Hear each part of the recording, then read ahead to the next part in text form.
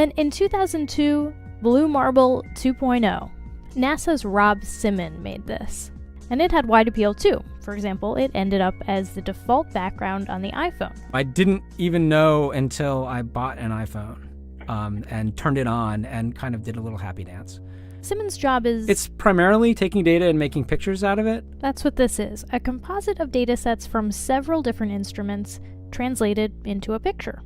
To us, the really cool thing was the data set. Up until that point, there was no realistic color map of the globe anywhere. So the land layer here comes from the Moderate Resolution Imaging Spectroradiometer aboard Terra. And the tricky part here was the weather. So we actually had to take clouds out. They stashed the clouds for later, went onto the ocean. That came from an instrument that measures phytoplankton in the sea. Where it was low, I colored it dark blue because they're low mostly in mid-oceans.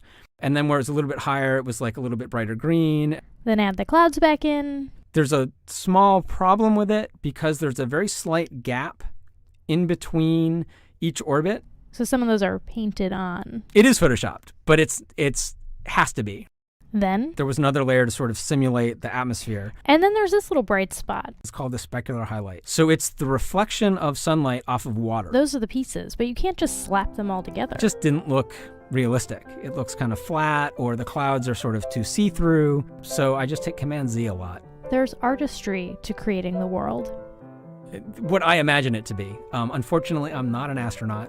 I've never been to space. But I've looked at these images over and over again, trying to sort of get the essence of it. It is photoshopped, but it's has to be. Roger, Houston, Apollo 11. Calling in from about 130,000 miles out. Here, during another segment, also intended to air after review, Neil Armstrong falsely explains to the viewers how the shot is attained by putting the camera's lens to the window's glass, as it would have to be if they were the claimed distance away from the Earth. We only have one window that has a view of the Earth, and it's filled up with a TV camera. If the window was completely filled up with a TV camera, as he stated, then an astronaut's arm would not be able to get between the camera and the window, as it obviously does here in this outtake. South America becomes invisible just off beyond the Terminator or inside the shadow. You can also notice how the astronaut operating the camera reacted to the mistake by attempting to pan away from it. Blue cast, see white bands of major cloud formations across the Earth. This is a segment that they believed wasn't even being recorded, much less suitable for broadcast, for the lens was being zoomed out and the scene was being changed to that of an interior of the astronauts at work, and apparently the stop button popped back up on the recorder without notice. Here is the diffused work light that they used to see camera controls, but not throw light onto the spacecraft's wall. Here they remove part of the crescent insert.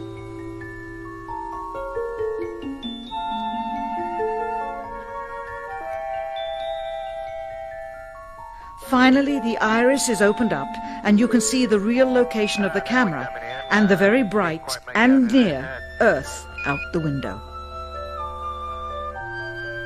Here is the slate for the 19th of July, and the same shot of trickery on the 19th of July, and then the 20th, and the same misleading shot on the 20th. Later that evening, they were said to be walking on the moon. How can this be when they were in Earth orbit only 9 hours earlier, and the moon is some 3 days' journey away? Furthermore, if they genuinely went to the moon, why would they be faking any part of it? Why this trickery with the window? By faking being halfway to the moon, it becomes apparent that they did so because they could not even go halfway. It thus confirms that the stumbling block to their success was the lethal radiation of the Van Allen radiation belts. We are headed 3,600 miles above Earth, 15 times higher from the planet than the International Space Station. As we get further away from Earth, we'll pass through the Van Allen belts, an area of dangerous radiation.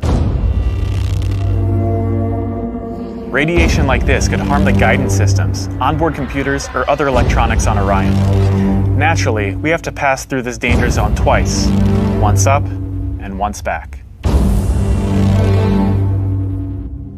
But Orion has protection. Shielding will be put to the test as the vehicle cuts through the waves of radiation. Sensors aboard will record radiation levels for scientists to study.